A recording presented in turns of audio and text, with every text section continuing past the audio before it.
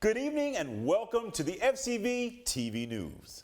It's been a very eventful week for Bayern Munich, full of very exciting news, but none more so than the once-in-a-lifetime event the players experienced on Wednesday morning in Rome when they took part in an audience with Pope Francis. The representatives of Germany's biggest football club presented the Pope with a signed shirt, as well as a football to symbolize €1 million in proceeds of an upcoming friendly match Bayern Munich will donate to the Vatican for charity purposes. Definitiv, Few people get to visit the Pope, and so it was a very special day for all of us. Mit Sicherheit was Besonderes für uns alle.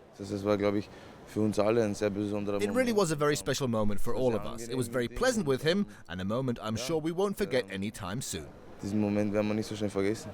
Das werden wir die nächsten Spiele dann sehen, aber ich glaube, fußballerisch brauchen wir uns im Moment nicht beschweren. In terms of success in football, we can't complain, so the Pope can't help us, but it really was special for all of us here, and it's great that this was made possible. Ich glaube auch für die Betreuer was ganz Spezielles, und es ist schön, dass es uns ermöglicht wurde.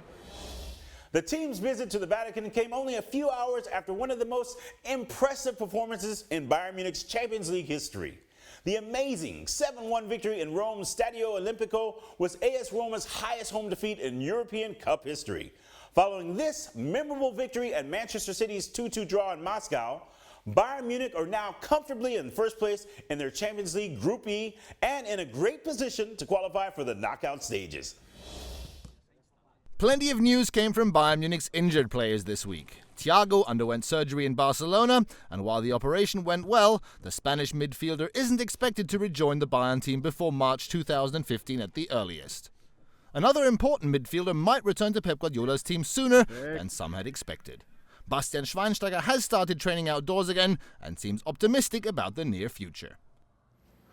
It's getting better. I'm trying to increase the pace, although you always have to be careful how far you go. It feels great to be back on the pitch, though, and to be able to conduct many different motions without any problems. I'm looking towards the future optimistically. Bayern's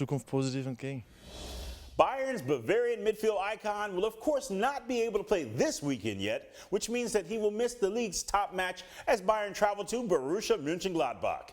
The Bundesliga table's second team is still unbeaten in 14 competitive matches this season, and most recently impressed with a clear 5-0 win in the Europa League on Thursday against Apollon Limassol from Cyprus.